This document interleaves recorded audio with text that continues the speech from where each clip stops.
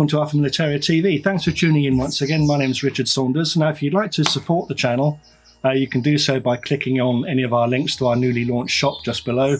And we've also got some links to some Amazon products that I use on a regular basis as well. Or, of course, you can simply subscribe to the channel. Right now, then, we're talking about a rifle today. It's been out for a little while. It is the Walther Rotex RM8. And the lineup is a little bit confusing, or is to me anyway, because there's quite a few different products or different rifles in the range, and they kind of represent great value for money and not so great value for money. I'll explain what I mean by that. So the Walther Rotex RM8 is a beach stock, sporter stock rifle, and retails for around about £450, which is great value. Then you have this version, which is the Walther Rotex RM8 Varmint, which has this black synthetic thumbhole stock, and that retails from around about £420. And then you also have a version of this, which is a little bit shorter, called the Walther Rotex RM8 Varmint UC, or Ultimate Compact. And it's not an awful lot shorter than this rifle, only a couple of inches or so, and it's only a tiny little bit lighter as well. But that will retail for £470. So I don't quite follow the pricing logic there, but you can't get away from the fact that all three versions of the rifle are great value for money, especially as they're all fully regulated. Now, in addition to that, there is the Walther Rotex RM8 Varmint CA, and I don't know what CA stands for, but it is very similar to this, except for the fact that it has a carbon barrel sleeve and an aluminium bottle.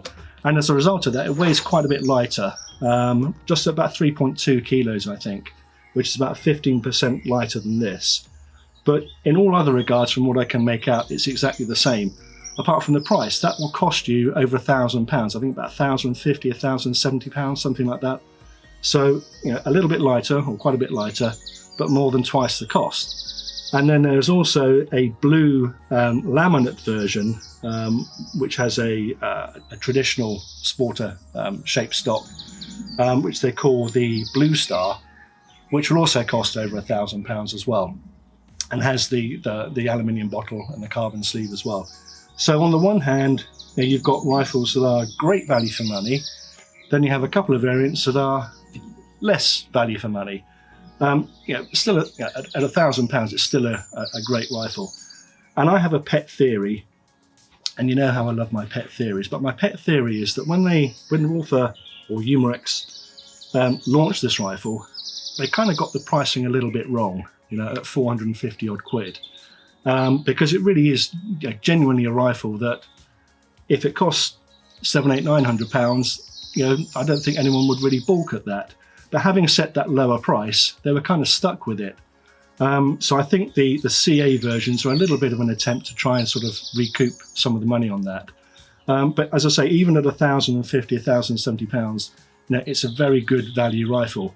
The cheaper ones are extremely good value for a rifle because they're very, very well made and packed full of features as well.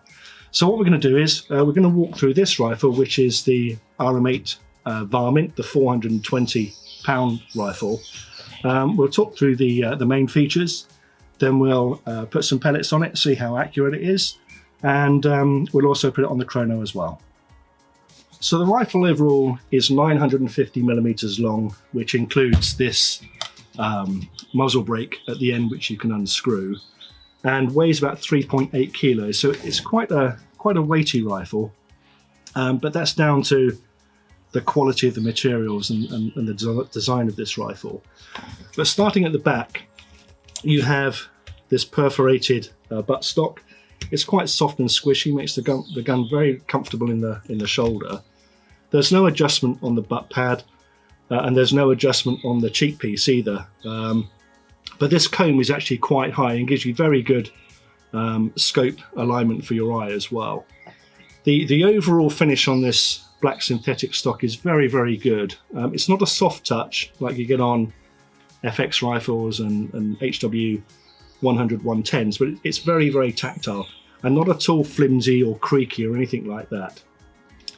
The cutout for your for your hand is very big. Even if you had giant hands, you'd be able to get them in that quite comfortably, I would say.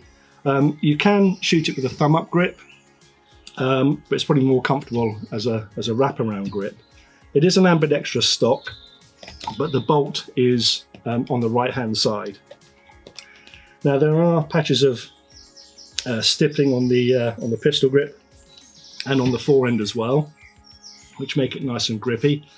And the forend does sort of bulge out a little bit as well, which makes it very comfortable to hold in your shoulder. Now the rifle is a bolt action. The bolt is nice and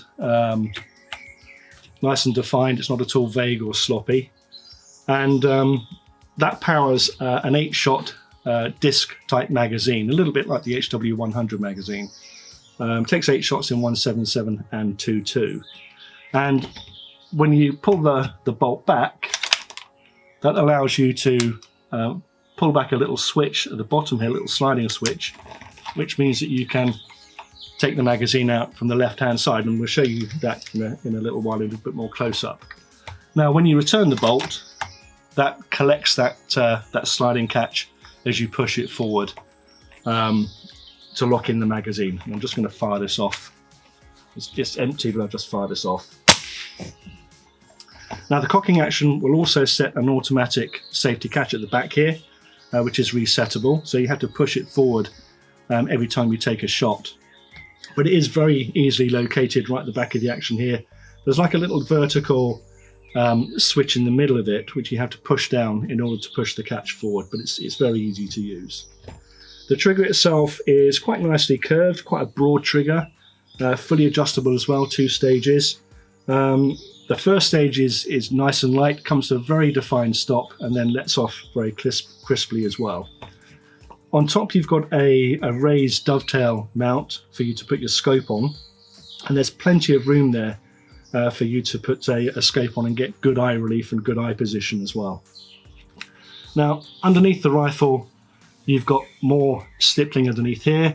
You've got the fill port just underneath here by the pressure gauge. The rifle takes a 232 bar fill, and for some reason there's no stopper or plug for the fill port down here, so it's just something to bear in mind. You could probably get an aftermarket stopper, I would imagine. And then at the front here you have a short Picatinny rail for you to mount a bipod to, or a torch, or a sling swivel.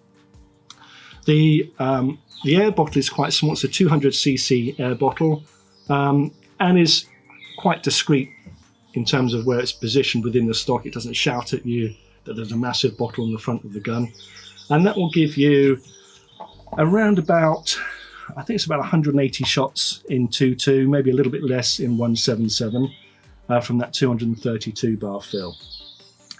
Now the barrel, as you might imagine, is a Walther barrel, 500 millimeters long, and it's not shrouded in any way. And as you probably heard just then, it does have a little bit of a crack when you fire. So if you're using this for hunting, or in the garden indeed, you'll want to remove this perforated muzzle brake cum air stripper to access this 1/2-inch UNF thread to put on a silencer, because that will make this rifle an awful lot quieter. But it doesn't come with a silencer as standard. So I think those are the main points on the rifle. We'll show you some of those up in close-up detail, and then we'll see how it shoots.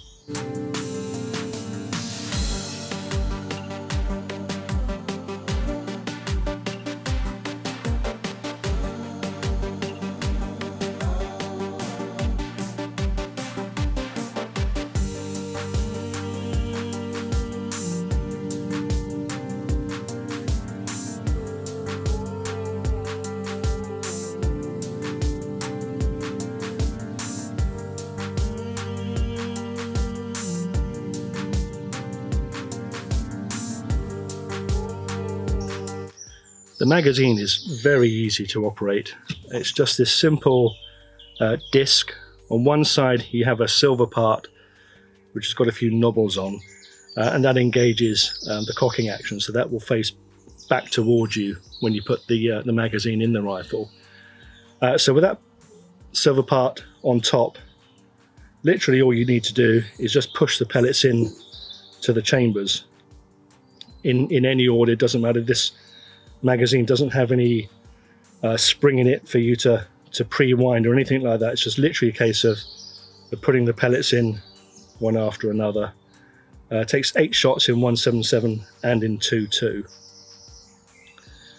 So once you put all those pellets in, your magazine is loaded and ready to go in the breech. So to take the magazine out, you'll need to pull the bolt up to start with, push it back all the way to cock the rifle, and then hopefully you can see underneath here, just underneath here, there's like a little sliding catch. You need to pull that back, and that will enable you to remove the magazine from the left-hand side. And then when you put it back, obviously this is empty, but when you loaded the magazine, push it in again from the left-hand side, and then push the bolt forward, and that automatically picks up that retaining catch with the bolt, so you don't have to slide it forward separately. And then hopefully at the back here you can see that this safety catch has been activated, so you can't pull the trigger. So before every shot you'll need to push that little central catch down, push the safety catch forward, and that makes the rifle live. Now, filling the RM8 is nice and straightforward. It's the same process on all the different variations of the rifle. There's a little hole underneath the forestock by the pressure gauge here. There's no cap or plug or anything like that. So all you need to do is take your filler probe, which is provided as part of the kit, pop that into that hole as far as it will go, and then obviously take your air hose, connect that to the probe, and give the rifle a 232 bar fill. And that should be enough for 180 shots in 2.2 and a little bit less in 177. Well, I'm down at the lovely surroundings of Reading Air Target Shooting Club once again. So, moment of truth, we're going to see how the Walther Rotex RM8 Varmint shoots. I set a target out at 30 meters, and I'm using Air Arms Diablo Field pellets, 177 caliber. They're 4.52 millimeters.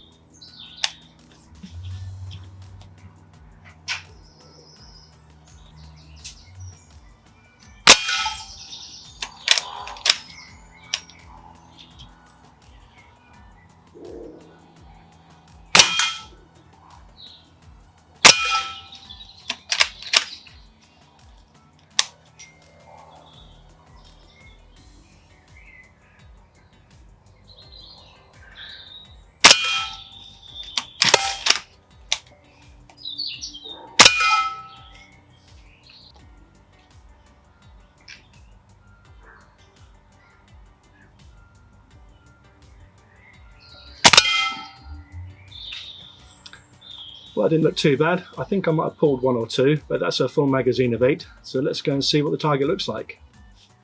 So that's an entire magazine, 8 shots, and 6 of those have gone through the same hole. 1 a little bit high, 1 a little bit low. I was aware that I did pull 1 or 2, to be honest. But that's at 30 meters with Air Arms Diablo Field 4.52 177 pellets. Well, apologies for the background noise. They're doing some work behind me, but that is the Walther Rotex RM8, the Varmint edition. Great value for money, really accurate, really well made as well. And for 420 quid, good value as well, because this is a fully regulated rifle and obviously has a Walther barrel on it too. Anyway, I hope you found that useful. If you did, please hit the subscribe button and give us a like. And if you'd like more information on this rifle and a whole range of other airgunning topics, check out our website, which is alphamilitaria.com. And also, while you're at it, take a look at some of the links below to our shop and also to our Amazon page. So until next time, thanks very much for watching.